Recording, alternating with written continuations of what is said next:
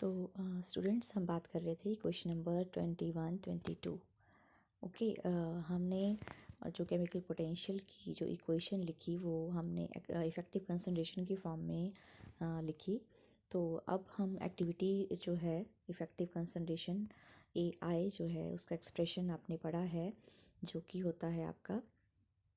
इसका यही हमने इसकी वैल्यू नीचे पुट करनी है, that is X I F of I. ठीक है, तो यहाँ पर जो एक्टिविटी है वो मोल फ्रैक्शन और उसकी जो एक्टिविटी कॉफिशेंट के टर्म में, क्योंकि ये डायरेक्टली प्रोपोर्शनल होता है, तो आपको याद होगा कि उस प्रोपोर्शनली कांस्टेंट में इसका हम F I that is the activity coefficient लिखते हैं। तो ये टर्म आपको ऑलरेडी पता ही है ये सारी चीज़ें, कि ये हमने केमिकल पोटेंशियल की इक्वेशन लिखी in terms of non ideal effective concentration की फॉर्म में, और इफेक्टिव कंसंट्रेशन को हमने ओपन किया एक्स आई एफ आई के टर्म में। अब लॉग ऑफ, आपको पता ही है कि लॉग ऑफ अगर एक्स एंड वाई होता है तो वो log of x plus y हो जाता है, ये वाला। तो यहाँ पर हम जब इसको अलग अलग करके लिखेंगे तो ये आपकी इक्वेशन बन जाएगी। म्यू आई जो नॉट है वो यही रह गया और आर टी भी यही रह गया, और देन लॉग, मैंने कहा कि ये जो अलग टर्म है यहाँ पर हमने ये फार्मूला आपका लगा दिया। तो इस फार्मूले को लगा के यहाँ पर जो बनता है हमने सेपरेट करके जो आर टी है ये कॉमन आ गया है बाहर। दोबारा मैं यहाँ से लिख के करती हूँ, जो प्लस आर टी है इस टर्म को मैं लिख रही हूँ आर टी लॉग ऑफ, अंदर हमने लिखा है x I F of I. तो यहाँ पर आर टी जो है वो बाहर आ जाएगा आपका कॉमन, और अंदर हमारे पास रह जाएगा लॉग ऑफ एक्स आई आपका plus log of F of I. तो ये आर टी हम द्वारा अगर मल्टीप्लाई करते हैं तो अंदर ये दोनों के साथ मल्टीप्लाई होगा, तो इसीलिए हमारा ये आर टी दोनों के साथ जब मल्टीप्लाई होगा तो ये हमारा ये बन जाएगा दिस वन ऑफ स्ट्रेट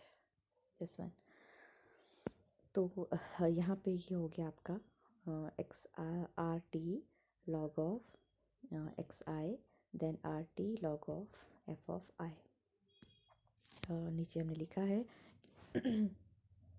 कि where A I is the activity and F I is the activity coefficient. जो मैंने आपको भी बताया ये एक्टिविटी है और ये आपका एक्टिविटी कॉफिशेंट है। तो अगर हम इन दोनों का डिफरेंस देखते हैं, equation number 23 and equation number 22, तो ये क्या डिफरेंस, 22 जो है वो 22 इक्वेशन जो है वो है आपकी आइडियल सोल्यूशन के लिए, और जो 23 इक्वेशन है मैंने कहा वो हमने सॉल्व की जो नॉन आइडियल सोल्यूशन के लिए जो हमने सॉल्व की। तो इसका मतलब क्या हुआ, इन दोनों के डिफरेंस का मतलब क्या हुआ, तो वही हमने नीचे लिखा है कि the difference between 23 and 22 equation is RT log EF of I। ठीक है, क्योंकि अगर हम इन दोनों को माइनस करते हैं तो ये टर्म इसके साथ कैंसिल आउट हो जाएगी, ये टर्म इसके साथ कैंसिल आउट हो जाएगी, सिर्फ यही टर्म हमारे पास बचती है। तो इसका मतलब इन दोनों का जो डिफरेंस है वो यही रह गया, जो हमने यहाँ पर ये लिखा देखो R T log E F of I. तो ये इन दोनों का डिफरेंस है। तो इसका मतलब क्या हुआ,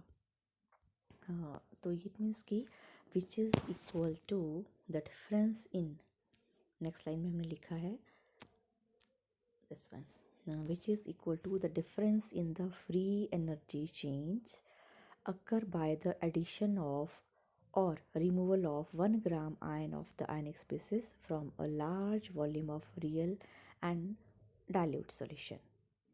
ठीक है, तो ये क्या डिनोट कर रहा है, ये वो डिफरेंस नोट कर रहा है कि जब हम 1 ग्राम आयन आपका जो आयनिक स्पीसीज हैं उसका हम 1 ग्राम आयन अगर हम उसमें से ऐड करते हैं या रिमूव करते हैं तो जो उसमें जो डिफरेंस है फ्री एनर्जी चेंज में जो डिफरेंस है उसकी,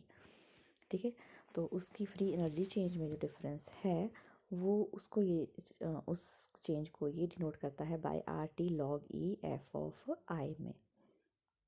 ठीक है, तो therefore the difference of the free energy जो भी हमने ये निकाला अभी R T log of F of I is regarded as the equivalent to the electrical energy of the ion due to ionic atmosphere. तो इसका मतलब कि ये डिफरेंस जो है वो क्या है, वो क्या है, it is the electrical energy of किसकी, जो आपके जो आयंस हैं इलेक्ट्रोलाइटिक सॉल्यूशन में जो आयंस हैं उसकी इलेक्ट्रिकल एनर्जी को डिनोट करता है। और ये किसके साइन की बात हो रही है, जो कि आयनिक एटमॉस्फेयर की बात हो रही है, उसकी बात हो रही है ये।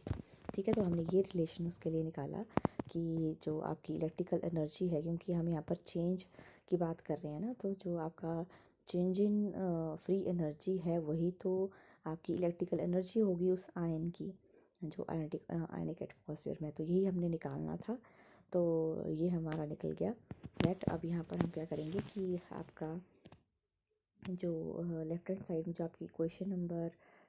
जो थी आपकी क्वेश्चन नंबर 21, जो मेन एनर्जी की हमने ये निकाली थी, पर मैंने आपको बताया कि ये तो थी सिंपल एनर्जी की क्वेश्चन, पर हमने इसमें केमिकल पोटेंशियल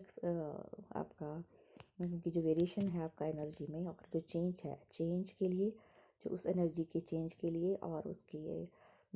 उस एनर्जी के चेंज के लिए हमने ये चीज़ यूज़ की है। तो यहाँ पर हमें केमिकल पोटेंशियल हमने यूज़ किया। तो केमिकल पोटेंशियल फाइंड आउट करने के बाद हमारे पास जो एनर्जी जो का जो चेंज है वो चेंज हमने ये निकाला था। तो हम ये वाली वैल्यू को लेफ्ट हैंड साइड में एनर्जी की जगह पे लिखेंगे।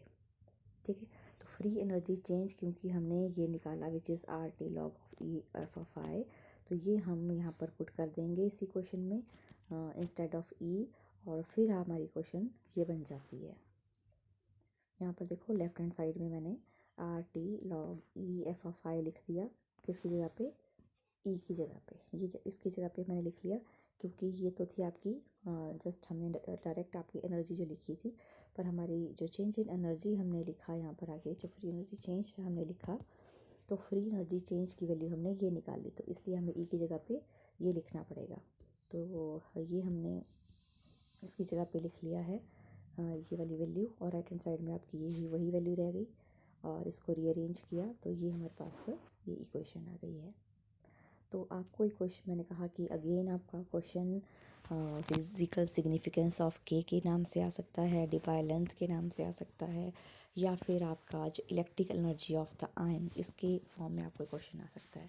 तो आपने जब तक आप इन डेरिवेशंस को अंडरस्टैंड नहीं करोगे आपको क्वेश्चन पता नहीं चलेगा कि हमसे क्या पूछा गया है,